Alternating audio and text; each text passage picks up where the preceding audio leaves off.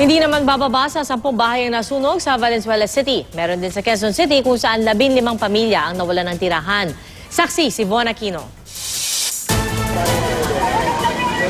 Sa kuha ni Yus Cooper Casper Pangilinan, makikita ang mga nagtatakbuhang residente sa Tiburcio Street. Isang malaking apoy kasi ang nagliyab sa Barangay Cruz na Liga sa Quezon City.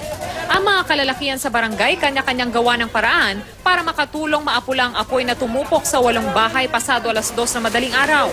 Apektado ang 15 pamilya.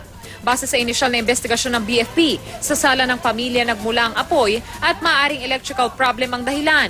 Nag-iisa raw at tulog ang may-ari ng bahay nang mangyari ang sunog. Yung pinagmulan po, established pa ng ating mga investigador gawa ng nung nakita nga na-discover yung sunog, malaki na po at natutulog nga sila nung nangyari yung sunog. Nahila lang nila si Presi sa bangan sa labas, kaya naligtas nila dun. Dikit-dikit daw ang mga bahay kaya't mabilis kumalat ang apoy.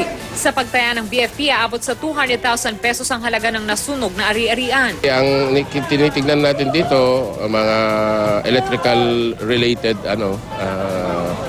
source, gaya ng mga hindi siguro na unplugged na mga electrical appliances. Wala naman nasaktan o nasawi sa sunog. Umabot sa 2nd alarma ang sunog at tuluyang naapula pasado 3:00 na madaling araw. Sa Dalandanan, Valenzuela naman, hindi bababa sa 10 kabahayan ang nasunog mag-alas 6 ng umaga. Di umano'y nagsimula ang apoy sa mga abandonadong 6-door apartment na tinitirahan daw ng taong kalye at kumalat pa sa apartment na nasa likod nito.